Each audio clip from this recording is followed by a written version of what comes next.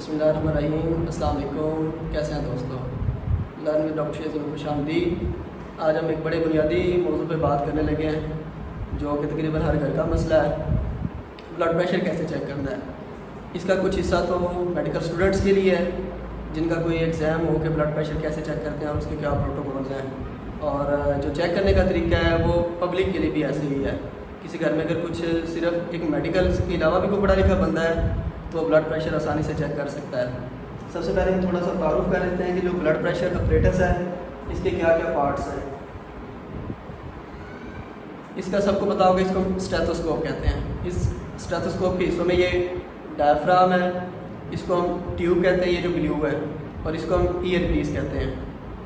उसके बाद जो ब्लड प्रेशर चेक करने के अपरेटस का दूसरा हिस्सा है, उसमें आपके पास ये कफ है जिसको हम बाजू के इर्द गिर्द फ्लेट करते हैं, लपेटते हैं। उसके बाद ये दो ट्यूब्स हैं, इनमें से एक ट्यूब जो है वो अटैच है डायलर के साथ जो हमें रीडिंग्स बताता है, और दूसरी जो है वो पंप के साथ। और इस पंप के साथ ये जो मौजूद है इसको हम वाल्व कहते हैं जो ओपन और क्लोज होता है, जिससे हम प्रेशर को कंट्रोल करते हैं। इसके प्रोटोकॉल में सबसे पहले ज़रूरी ये है कि आप सबसे पहले आपका जो सब्जेक्ट है या पेशेंट है उसको इंट्रोड्यूस करवाएं अपने आप को। आप स्टूडेंट हैं, मेडिकल स्टूडेंट हैं या डॉक्टर हैं।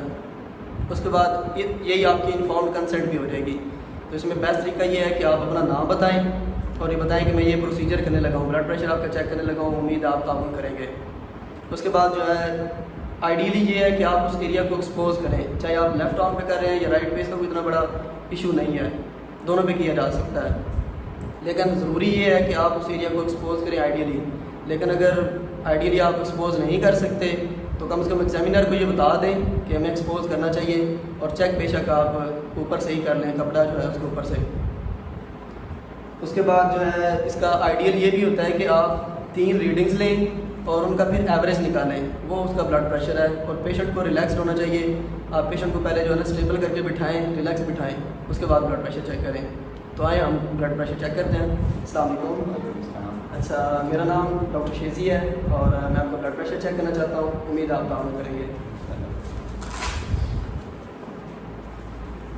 तो ब्लड प्रेशर चेक करने के लिए जो ज़रूरी बात है वो ये है कि आप सबसे पहले जो मेडिकल स्टूडेंट्स हैं उनके लिए ज़रूरी है कि क्यूबिटल फोसा है, आप क्यूबिटल फोसा को लोकेट करें। इससे 1 सेंटीमीटर अबव आपने जो है ना कफ को जो है वो लपेटना है।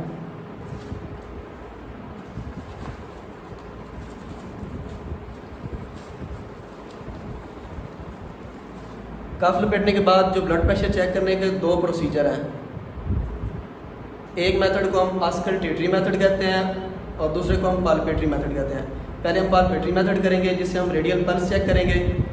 इससे हमें सिर्फ सिस्टोलिक ब्लड प्रेशर का पता चलेगा, जबकि डायस्टोलिक ब्लड प्रेशर के लिए हमें ऑस्कल्टेटरी मेथड ही करना पड़ेगा। उससे हमें सिस्टोलिक और डायस्टोलिक दोनों पता चलेंगे। और आम पब्लिक की ज़ुबान में जो ऊपर वाला ब्लड प्रेशर है उसको हम सिस्टोलिक ब्लड प्रेशर कहते हैं, और जो नीचे वाला ब्लड प्रेशर है उसको हम डायस्टोलिक ब्लड प्रेशर कहते हैं। तो पहले हम पाल्पेटरी मेथड करेंगे, उसके बाद हम फिर ऑस्कल्टेटरी मेथड करेंगे। हम ये डायलर प्लेस करते हैं।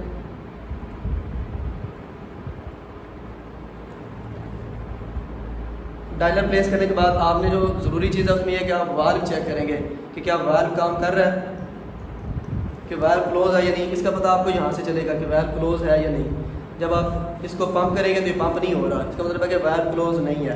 आप फिर इसको क्लोज करेंगे। अब जब आप इसको क्लोज करेंगे तो ये आपका काम करना शुरू करेगा, और साथ आपने पेशेंट की रेडियल पल्स पे हाथ रखना है, पहले फील करनी है। ये इस टाइम इनकी मुझे रेडियल पल्स फील हो रही है। अब आप ये सब्जेक्ट है, पेशेंट नहीं है, इसलिए हम इनका ब्लड प्रेशर जो है वो 150-160 तक लेके जाएंगे।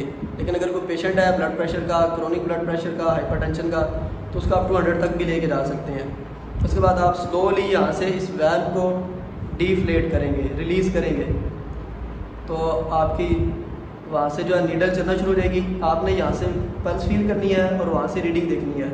अब इनकी 110 पे चलना शुरू हुई है। इससे हमें अंदाज़ा हो गया कि इनका सिस्टोलिक ब्लड प्रेशर 110 है। अब ये हमारा पाल्पेटरी मेथड था। इससे नेक्स्ट जो है वो है हमारा ऑस्कल्टेटरी मेथड। ऑस्कल्टेटरी मेथड में हम फिर जो है वो स्टेथोस्कोप का यूज़ करेंगे। स्टेथोस्कोप से पहले ज़रूरी है कि आपको पता हो कि आपकी ब्रेकियल आर्टरी है कहाँ पे। ब्रेकियल आर्टरी का दूसरा नाम एंटी क्यूबिटल आर्टरी भी है। ये यहाँ पे आपका क्यूबिटल फोसा के कंटेंट्स की फिर बात करें तो उसमें आपका मौजूद है tendon of bicep. Tendon of bicep को हम कैसे कर सकते हैं, जब हम यहाँ पे फ्लेक्शन करवाएंगे एल्बो पे तो ये यहाँ पे हार्ड सा आपको फील होगा स्ट्रक्चर, ये टेंडन ऑफ बाइसेप है। इस टेंडन ऑफ बाइसेप की मीडियम साइड पे अगर आप फील करें तो ये आपको ब्रेकियल आर्टरी फील हो रही है, थोड़ी सी डीप है इसकी पल्सेशन लेकिन फिर भी फील हो रही है। ये आपने लोकेट कर लिया कि यहाँ पे आपकी ब्रेकियल आर्टरी है।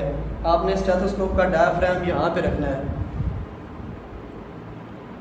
डायफ्राम रखने के बाद आप फिर वही प्रोसीजर जो है वो सारा अप्लाई करेंगे।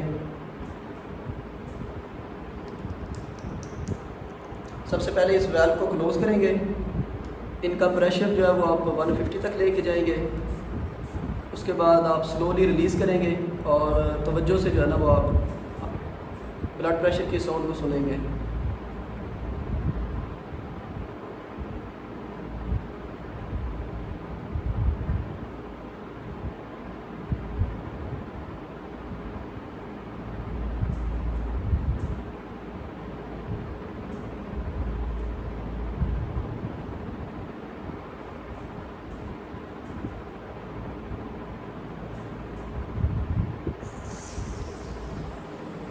इनका ब्लड प्रेशर जो है वो तकरीबन 110/70 है, क्योंकि ये सब्जेक्ट है पेशेंट नहीं है, इनका बिल्कुल नॉर्मल है। नॉर्मल ब्लड प्रेशर कितना होता है, 120/80 से लेस देन हो तो उसको हम नॉर्मल ब्लड प्रेशर कहते हैं। हम किसी को हाइपरटेंसिव कब कहेंगे कि इसका ब्लड प्रेशर ज़्यादा है, अगर आपने 3 रीडिंग्स ली और उन तीनों रीडिंग्स में कॉन्स्टेंटली 140 प्लस सिस्टोलिक और डायस्टोलिक जो है वो भी 90 से लेके 99 तक आए, और सिस्टोलिक जो है वो 140 से 159 तक आए और डायस्टोलिक 90 से 99 तक आए। इसको हम लेबल करेंगे ग्रेड 1 हाइपरटेंशन। अगर किसी का सिस्टोलिक 160 से 179 तक है और डायस्टोलिक जो है वो 100 से लेके 109 तक है, ये ग्रेड 2 हाइपरटेंशन है। और अगर किसी का सिस्टोलिक 180 प्लस है और डायस्टोलिक 110 प्लस है तो इसको हम ग्रेड 3 हाइपरटेंशन कहते हैं। अगर आपकी इससे मतलब कोई क्वेरी हो तो आप कमेंट सेक्शन में हमसे पूछ सकते हैं। आपका बहुत बहुत शुक्रिया। अच्छा डॉक्टर साहब, मेरा एक क्वेश्चन है। जी पूछिए। मुझे ना यहाँ से भी थोड़ी मतलब मैं अपने समझने के तौर पर कह रहा हूँ स्टूडेंट्स के लिए भी कि एक कन्फ्यूजन थी कि आपने जो मतलब स्टेप लगा के आपने जो एयर में फील की थी और इसलिए आपने क्या फील किया था, मुझे इस चीज़ की समझ अच्छा, जब हम स्ट्रैप लगाते हैं ना, ये जो आपका डायफ्राम है इसके पीछे जो आप थोड़ी सी ब्लड की या सर्कुलेशन की थोड़ी सी फिजियोलॉजी को जाने ना, आपका ब्लड इस टाइम स्ट्रीम लाइन फ्लो कर रहा है, लैमिनर उसका फ्लो है। जब हम प्रेशर अप्लाई करते हैं तो आपका ब्लड एक दफ़ा स्टॉप हो जाता है। जब ब्लड स्टॉप होगा और हम प्रेशर को रिलीज़ करेंगे तो blood turbulence to streamline जाएगा, यानी शुरू में ब्लड क्या होगा, टर्बुलेंस, वो स्ट्रीम लाइन नहीं होगा। जब वो टर्बुलेंस होगा तो जो आर्टरी है उसकी वैल्व पे प्रेशर ज़्यादा अप्लाई करेगा। उसी चीज़ को हम लिसन करते हैं। जहाँ पे वो आवाज़ आना शुरू हो जाती है उसको सिस्टोलिक कहते हैं, जहाँ पे वो डिसअपीयर हो जाती है, सुनाई देना बंद कर देती है, उसको हम डायस्टोलिक कहते हैं। और ये अक्सर बच्चे सवाल करते हैं कि ये कैसे पता चलता है कि आवाज़ में सुनाई नहीं दे रही। ये आपको प्रैक्टिस से आएगा। आप जितनी दफ़ा ज़्यादा ब्लड प्रेशर चेक करेंगे आपको ज़्यादा अच्छी तरह आवाज़ सुनाई देगी, और ये प्रैक्टिस से बार बार आएगा और जितनी तवज्जो से सुनेंगे